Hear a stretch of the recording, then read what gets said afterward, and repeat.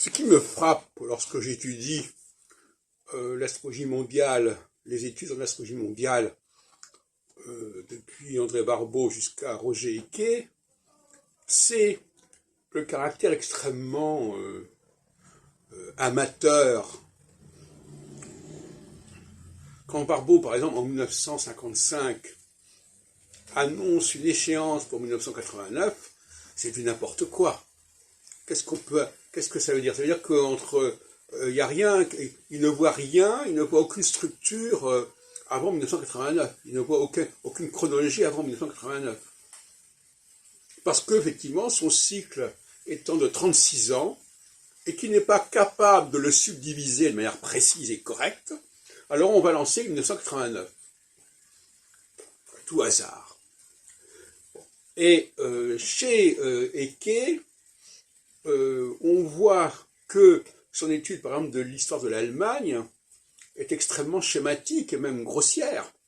Qu'est-ce que ça veut dire que cette idée d'une Allemagne où on passe de 1918 à 1933, de 1933 à 1948 ? Je crois qu'il faut raison garder et s'en tenir à une périodicité de 7 ans en 7 ans. Alors, je sais bien que ça dépasse le niveau de culture politique et historique de certains qui n'ont que des idées extrêmement vagues sur l'histoire de l'Europe et qui, laborieusement, vont regarder dans certaines chronologies qui ne leur parlent pas.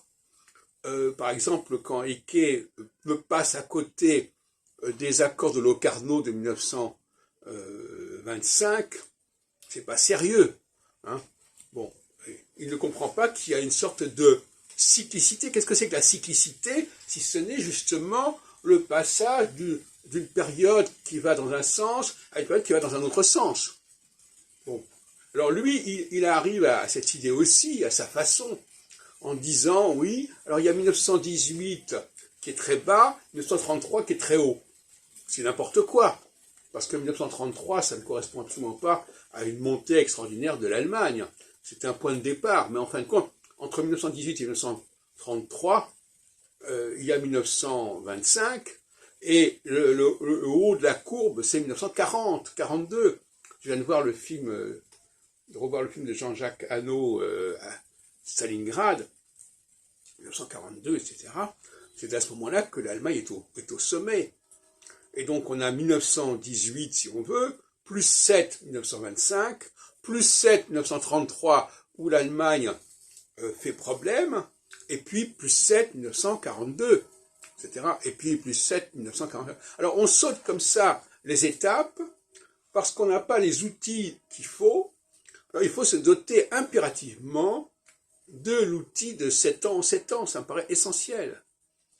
Et il est évident aussi que l'indice cyclique de Barbeau ne respecte pas cette règle des 7 ans non plus, même s'il y a, comme chez Eke, cette idée qu'il y a un moment où ça monte et un moment où ça descend. Bon, effectivement, c'est un peu le propre du système Barbeau. Quand il y a beaucoup de conjonctions, ça descend.